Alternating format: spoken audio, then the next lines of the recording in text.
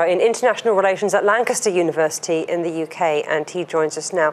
Hello there, Simon. Now, the regime has always denied the use of chemical weapons. What does the evidence point towards, do you think? Well, if we look at events in Syria across the past 6 years or so, there are a couple of instances where the regime has used chemical weapons against its own people. The regime of Bashar al-Assad has used these chemical compounds in weaponized form against his own population.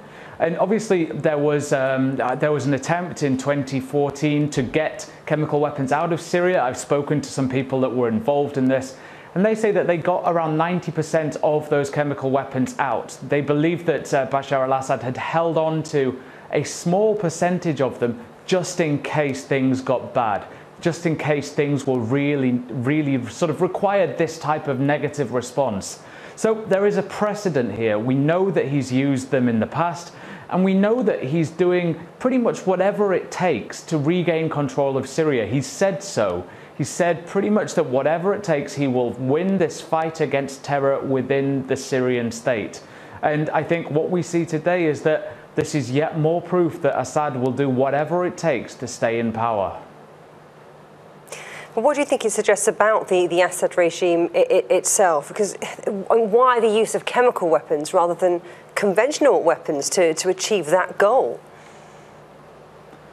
Well, I think that's a good question. We know that the fighting in recent weeks and months has sort of pushed people into the Idlib province.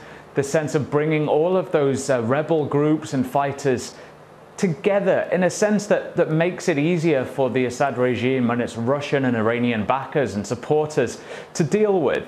But that also sort of applies to conventional weapons as well as the more chemical variety.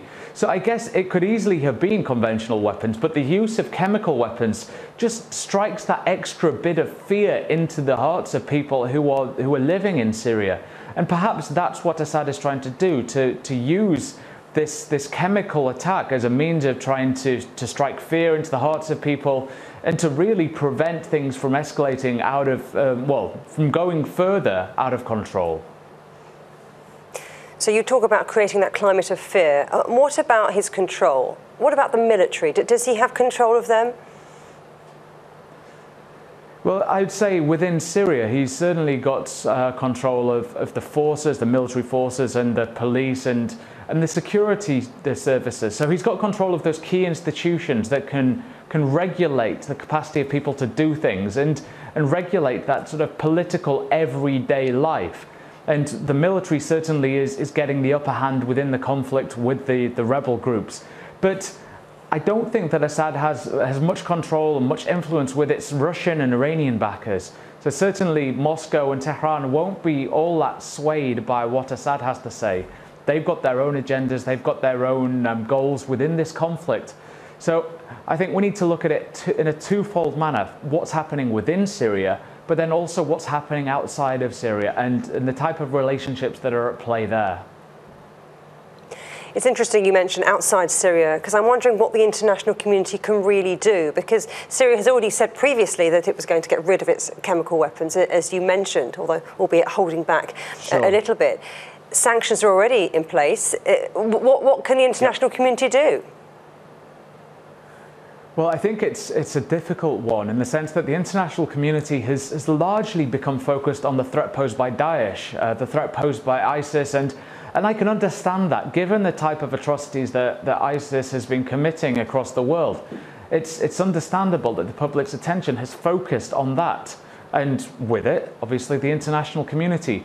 But we mustn't lose sight of the fact that within this Syrian conflict, which has claimed pushing 500,000 lives, it's the Assad regime that's responsible for over 90% of those deaths. So it's the Assad regime that has ended up with the lives of over 400,000 people being taken within the context of this civil war. And I think the international community must remember that, and it must stress that, and perhaps try and exert a degree of influence over those external states, over Russia and Iran, and try and get them to wield their influence over Assad. But we must not lose sight of the fact that that it is the Assad regime that has been responsible for killing most people within the Syrian civil war. Not Daesh, not Jabhat al-Nusra, it's the Assad regime. And ultimately, it's Assad's behavior that has cultivated these conditions that give rise to groups like Daesh. So if we want to defeat them, longer term, we must prevent Assad from carrying out any more atrocities. The two are inextricably linked. When we talk about peace talks, it has very much been based on the regime after a transition of power. But latterly, it seems that he is not going anywhere. So what do you think this all means for Assad diplomatically?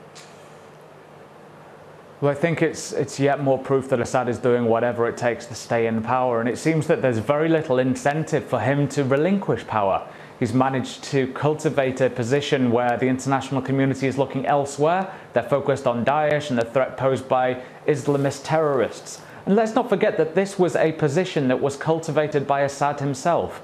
He released certain Islamist groups and figures from Syrian prisons as he tried to cultivate this sectarian narrative within the Syrian conflict. And that's how he was able to legitimize what he was doing, gain support from Russia and Iran in a fight against violent Sunni Islamism.